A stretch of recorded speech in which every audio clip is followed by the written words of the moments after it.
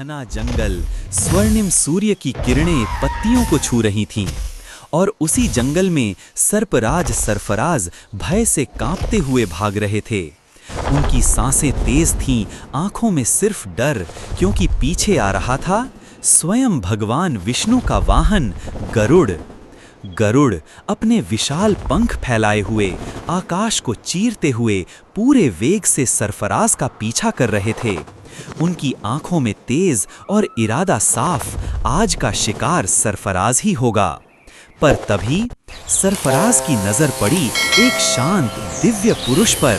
नारद मुनि एक वृक्ष के नीचे वीणा बजाते हुए ध्यान में लीन थे, जैसे अंधेरे में आशा की किरण। सरफराज दौड़ते हुए उनके चरणों में गिर पड़े। हे नारद मुनि, मुझे गरुड़ से बचने का कोई उपाय बताइए। उनकी आंखों में करुणा थी, जीवन की आखिरी उम्मीद बस नारद थे। नारद ने आंखें खोलीं, मुस्कुराए और धीमे से अपनी वीणा छेड़ते हुए बोले, हनुमान ही हैं तुम्हारे प्राणों के सच्चे रक्षक।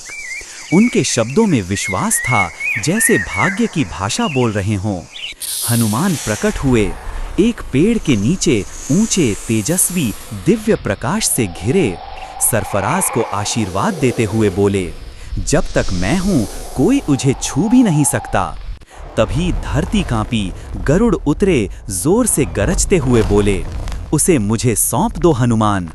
उनकी उपस्थिति बिजली सी थी, लेकिन सामने था पवन पुत्र। हनुमान शांत मुद्रा में खड़े थे, गदा हाथ में, लेकिन मुख पर गंभीरता। वह अब मेरी शरण में है और मैं किसी शरणागत को नहीं छोड़ता। और फिर आरंभ हुआ दो दिव्य शक्तियों का महासंग्राम। आकाश कांप उठा, धरती थरथरा उठी। एक ओर गरुड़ की गति, दूसरी ओर हनुमान की गदा। गरुड़ के पंखों की बिजली जैसी मार और हनुमान की गदा का प्रतिघात। जब दोनों टकराए तो एक तीव्र ऊर्जा से पूरा जंगल गूंज उठा, धरती हिलने लगी। कुछ समय बाद गरुड़ थक चुके थे, उनकी सांसें भारी थीं, उनकी आंखों में था आश्चर्य। क्या कोई उनकी गति को मात दे सकता है? अब गरुड़ झुके, फोल्डेड हाथ में झुके। उनकी आंखों में पश्चाताप था। हनुमान जी, आपने मेरी आंखें खोल दी, कृपया मुझे क्षमा करें। हनुमान मुस्कुराए, उन्होंने गरुड़ को स्नेह से उठाया। जहां ज्ञान और धर्म है, वहां शत्रुता नहीं, सिर्फ मित्रता होती है। और इस प्रकार एक युद्ध जो क्रोध से शुरू हुआ था, मित्रता के प्रकाश में समाप्त हुआ। हनुमान, गरुड़ और सरफराज तीनों अब एकता, सुरक्षा और शांति के प्रतीक बन चुके थे।